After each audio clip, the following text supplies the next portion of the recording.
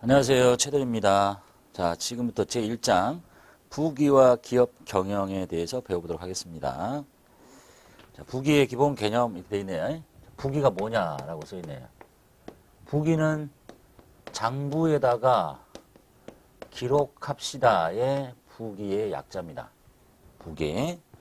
자, 장부 기록의 약칭인데 기업의 경영 활동에 따른 재산의 증감 변화를 일정한 원리와 원칙에 따라서 장부에 기록, 계산, 정리해서 그 원인과 결과를 명백히 밝히는 방법이 부기래요. 경제 주체가 있겠죠. 경제 주체가 뭐였어요? 회사. 경제 주체가 경영 활동을 할 거예요. 그러면 장부에다 기록을 하는데 무엇을 기록할 거냐? 뭘 기록하겠어? 아무거나 기록할 수는 없는 거죠. 이 경제 주체가 경영 활동을 하면 재산의 증감 변화가 일어날 거예요.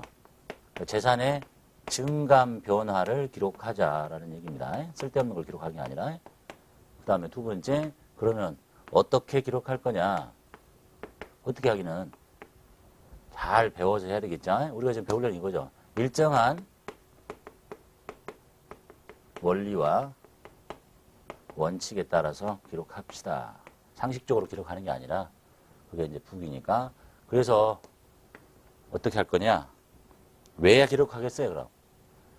재산의 증감 변화를 일정한 원리와 원칙 기록해서 이 재산 증감 변화에 그 왜 재산이 늘고 왜 재산이 줄었는지 원인과 결과를 밝혀보자. 재산 증감의 원인과 결과를 밝혀보자라는 얘기입니다. 이게 부기의 뜻입니다. 별로 어려운 얘기 아니죠? 경제 주체가 경영 활동을 하면 재산상의 증감 변화가 일어날 거고 그거를 단순히 상식적으로 적는 게 아니라 지금 배우려고 하는 게 이거죠. 일정한 원리와 원칙에 따라서 기록 계산해가지고 이것이 왜 재산이 줄고 늘었는지 원인과 결과를 명백히 밝히려고 하는 게 부기다라는 얘기입니다. 자, 그 다음에 이제 부기의 목적 있죠. 자기가 이걸 하고 나면 이것도 이제 왜라고 할 수 있겠죠. 왜 하느냐 이걸? 주된 목적이 있는데 가장 중요한 목적이니까 두 개는 함께 하셔야 되겠고 나머지 부수적인 목적이 있습니다. 부기를 하는 목적. 이러한 것들 때문에 하기도 합니다. 이렇게 첫 번째가 일정 시점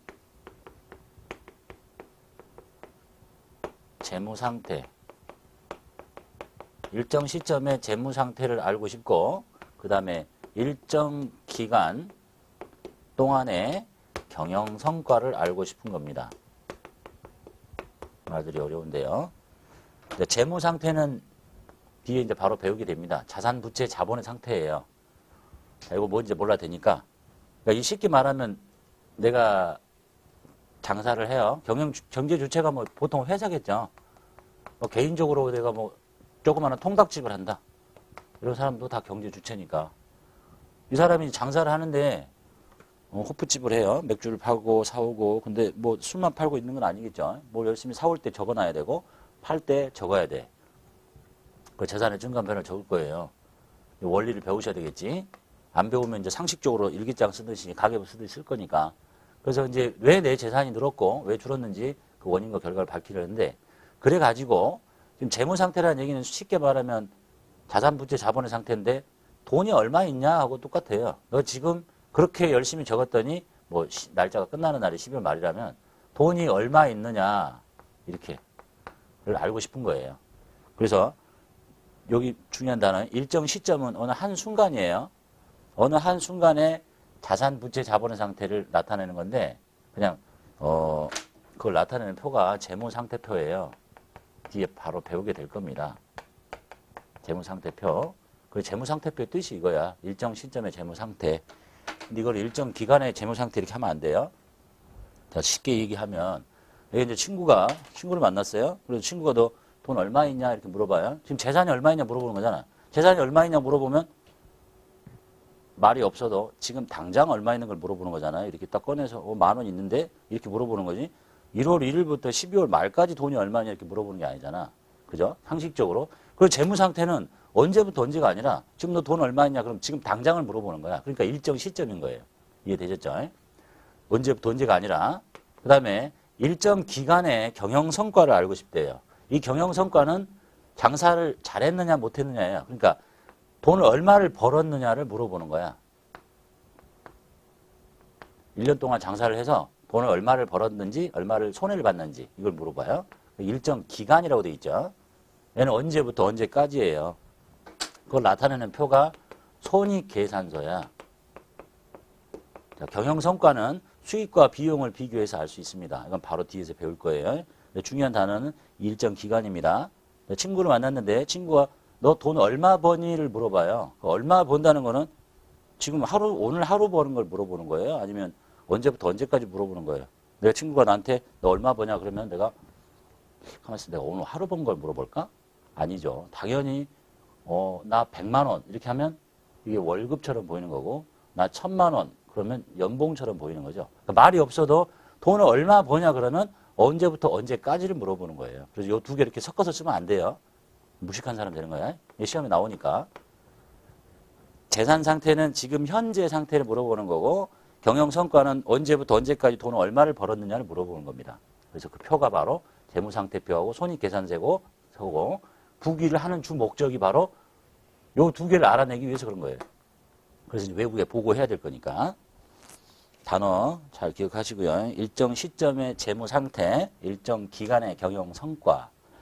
그 다음에 이제 부수적으로 부기를 하게 되면 뭐 기업의 이해관계자, 기업을 둘러싸고 있는 여러 가지 이해관계자는 뭐 주식을 투자한 주주도 있고 뭐 여기 호프집 같으면 호프집에서 종사하는 종업원도 있을 수 있고 이런 사람들 또 돈 빌려준 채권자 이런 사람들의 의사결정에 필요한 정보를 줍니다. 이걸 주로 이걸 보고 하게 될 텐데 이걸 보면 이 회사의 재산 상태가 좀 좋다. 경영 성과가 굉장히 좋네. 그러면 뭐 투자를 할 건지 또 내가 우리 회사의 이 경영 성과를 보니까 상당히 상태가 안 좋아요. 그럼 빨리 퇴사를 하고 다른 데를 알아봐야 되겠죠. 그럼 의사결정에 필요한 정보를 준다. 그 다음에 경영자에게 과거의 업적을 검토하고 주로 이제 이거는 다 지난 거를 보고 하는 거니까 1년 동안 있었던 일을 보고 하는 거니까 이걸 보고 과거의 업적을 검토한 다음에 미래 경영 방침을 수립하는 자료를 주기도 합니다. 그다음에 각종 세금 부과의 근거 자료, 그다음 분쟁에서의 증거 자료를 제공하기도 한다. 부수적인 목적이라고 보시면 되겠고 제일 중요한 거는 요걸 외우시면 되겠네요. 주목적은 일정 시점의 재무상태, 그게 재무상태표, 일정 기간의 경영 성과, 그게 손익계산서다. 저걸 만들기 위해서 하는 거다라고 보시면 되겠네요. 자, 그럼 이제 부기와 회계라고 있는데, 자, 예전에는 부기라는 말을 많이 썼고, 예전에 부기라는 말 좀 나이 드신 분은 주산 부기 타자학원 보셨을 거예요. 타자학원 없어졌죠. 컴퓨터학원 생기고. 주산학원 다 있더라, 요즘엔 주산. 뭐, 예스쌤이라고 있는데, 주산 부기 타자학원이 요즘에 이제 다 회계학원이 된 거죠. 회계학원. 주산 부기 타자학원 다 망했는데, 저도 일산에다가 회계학원을 하나 차렸는데, 장사가 썩 잘 되지는 않습니다. 그러니까 이것하고 이거의 차이가 뭐냐. 그래서 이거는 이제 부기는 거기 써있듯이 회계 정보를 산출하기 위해서 수행하는 기술적인 측면, 즉 어떤 거래가 생기면 이걸 어떻게 기록하느냐, 기록하는 방법을 배우는 게 이제 부기라고 보시면 되겠고, 그 다음에 그거를 포함해가지고 기록, 계산, 정리만 하는 게 아니라 거기다가 정보 이용자들한테 보다 유용한 정보까지를 추가적으로 제공하는 분야가 회계다라고 보시면 되겠네요. 말 몰라도 요즘은 그냥 회계야 다. 뭐 회계학원이라고 부르듯이 부기학원이라고 부르는 게 없어졌듯이 그렇게만 봐두시면 되겠습니다. 됐죠? 별로 중요한 거 아니고 이제 우리는 다 회계라고 합니다. 회계. 그래서 전산회계 뭐 전산세무회계도 있고 FAT 이렇게 회계정보 처리 이런 시험도 있고. 자, 그다음 부기의 종류 보겠습니다. 자, 부기는 장부에다 기록하는 건데 기록 계산하는 방법에 따라서 단식 부기가 있고 기장 방법, 그 기장 방법이라고 하네요. 하나는 단식 부기, 하나는 복식 부기. 단식은 혼자 치는 거, 복식은 둘이 치는 거잖아요. 단식은 일정한 원리 원칙 없이 거래 내용을 상식적으로 기록합니다. 따라서 단순히 재산의 증감을 기록만 하니까 왜 손익이 생겼는지 그 원인도 알 수 없고 그럼 불완전한 부기 방식이다. 예를 들면 주로 가계부죠. 가계부 쓸 때 뭐 1월 1일 날 콩나물 하나 사왔다 이렇게 1,000원. 뭐 1월 2일 날 뭐 세탁비 들었네 이렇게 적는 방법이 단식부기. 복식부기는 일정한 원리와 원칙에 따라서 기업의 재산의 증감 변화를 조직적이고 체계적으로 기록한대요. 이제 우리가 그걸 배우려고 하는 거죠. 그래서 재산의 증감 변화를 이중으로 기록합니다. 그래서 자동적으로 오류를 검증할 수 있는 자기검증 기능을 갖는다. 예를 들면 이제 배우시게 될 거예요. 1월 1일 날 콩나물 샀다고 콩나물 1,000원 왼쪽에 적고 오른쪽에다가 현금을 줬네요. 현금 1,000원 이렇게 양쪽에 동시에 적고 같은 금액을 적는 거예요. 그래서 복식부기라고 하는 거야. 이제 그 자세한 방법은 이제 배울 겁니다. 그래서 우리가 하는 거는 복식부기죠. 그 다음에 경제 주체의 영리성 유무에 따라서 경제 주체가 지금 경제 주체가 영리를 목적으로 하는 사람이 복식부기를 하면 영리부기라고 부르고 영리를 목적으로 하지 않는 단체들이 하면 비영리부기라고 부른다라는 것만 봐두시면 되겠네요. 시험에 나올 일 없습니다. 자, 그 다음에 5번이 중요합니다. 회계 단위와 회계 연도. 말 비슷하죠? 회계 단위, 회계 연도. 그 중에서 제일 중요한 말은 이 말입니다. 우리가 이걸 이제 만나러 갑니다. 자, 회계 단위는 뭐냐부터 볼게요. 부기에 있어서 재산의 증감 변화를 기록 계산하는 장소적인 범위래요. 장소적 범위. 별로 중요하지 않아요. 그냥 보기만 하면 됩니다. 얘는 장소적인 범위, 얘는 기간적인 범위인데 여기 경제 주체가 있어요. 경제 주체가 하나 있는데 여기가 이제 서울에 하나 있고 예를 들면 서울이 아니라 서울 일산에 호프집이 하나 있고 장사가 잘 되니까 저기 신촌에다가 호프집을 또 냈어요. 그럼 이제 이게 요 일산에 있는 이 지역에 있는 이 경제 주체에 재산이 들어오기도 하고 나가기도 하고 이 증감 변화를 기록해야 되잖아요. 신촌의 호프집에도 재산이 들어오기도 하고 나가기도 하는데 이걸 기록을 해야 될 거야.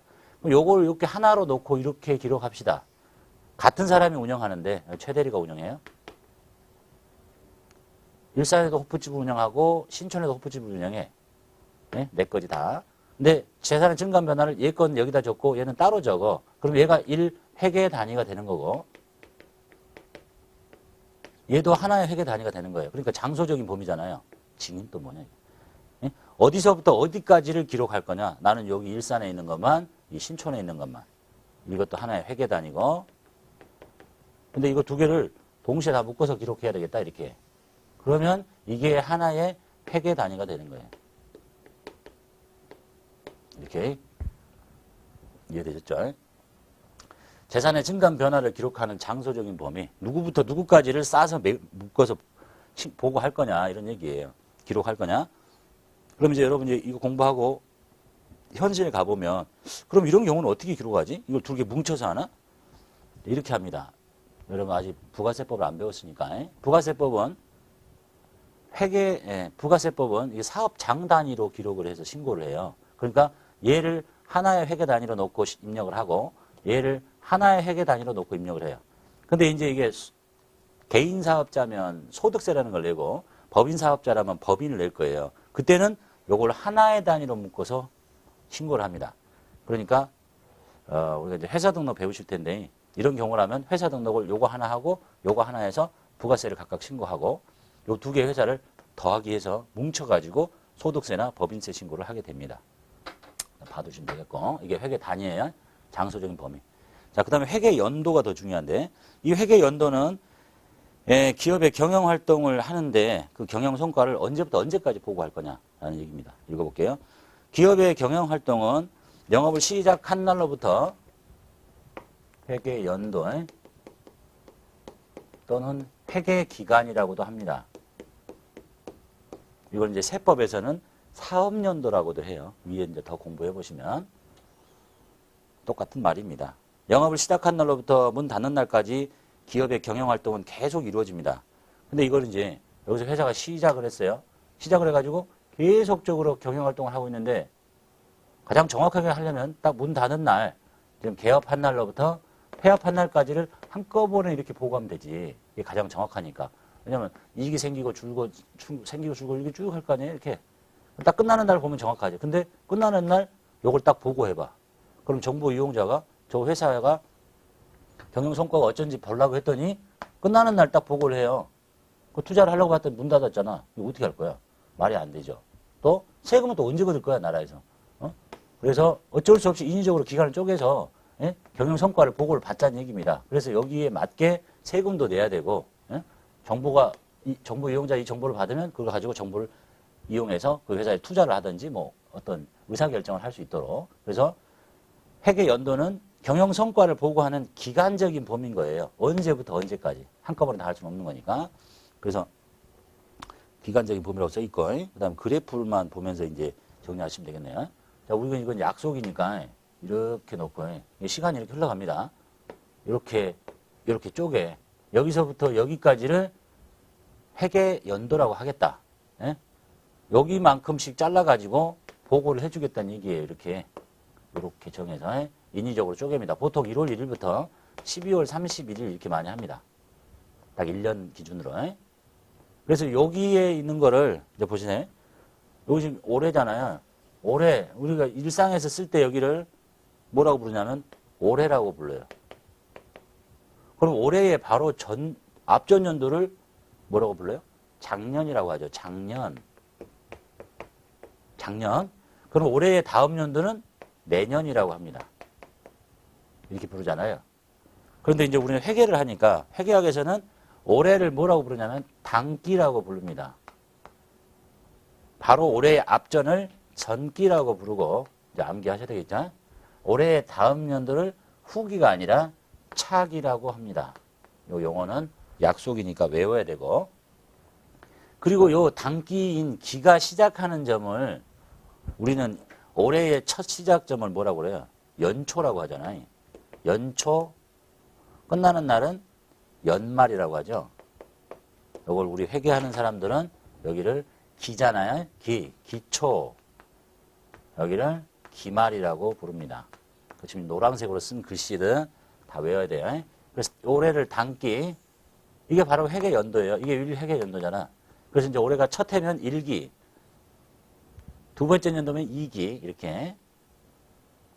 단어. 기초, 기말, 전기. 그리고 이제 여기 앞에까지도 부를 수 있는데 우리 작년의 앞에를 뭐라고 하냐면 재작년이라고 하죠.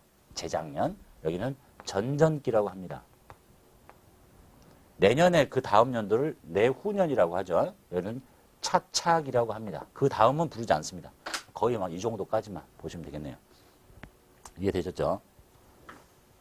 여기 쓰는 단어는 당기. 그래서 올해 벌어들인 이익을 당기 순이익, 기초, 기말로 단어 기억하시고.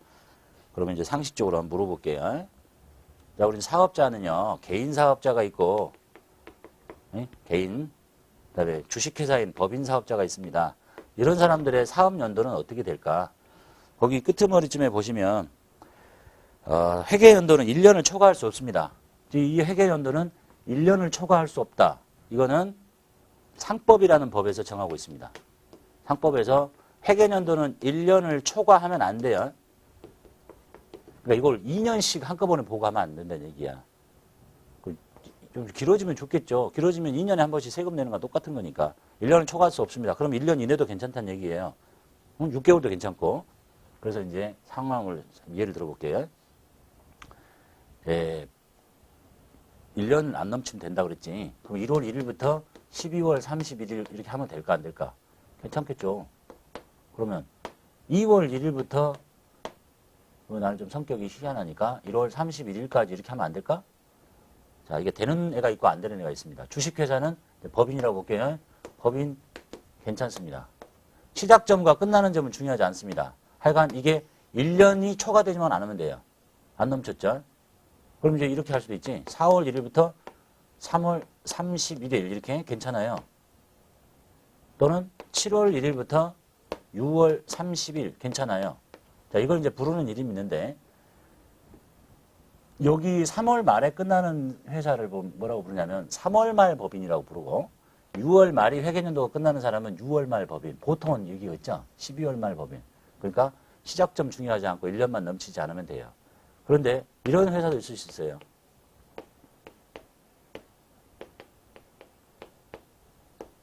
나는 사업연도를 6개월 단위로 합니다. 네? 가능합니다. 이거 다 가능해요. 지가 알아서 하면 되지. 남들은 세금을 1년에 한 번 내기 때문에 2번씩 내겠다는 거죠. 이런 회사는 6월 말 법인이라고 하는 게 아니라 6개월 법인이라고 합니다. 법적으로 다 가능하다는 얘기예요. 왜냐하면 1년을 초과하지 않은 도민에서 시작하면 되니까. 자, 법인은 그렇고요. 그럼 개인 사업자도 그러냐?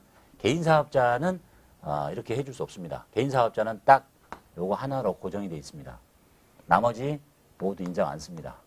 일상에서 이제 보시게 된다는 얘기네요. 상식적으로 봐두시라니 시험과 무관합니다. 상식적으로 이런 내용이 있더라는 걸 보시고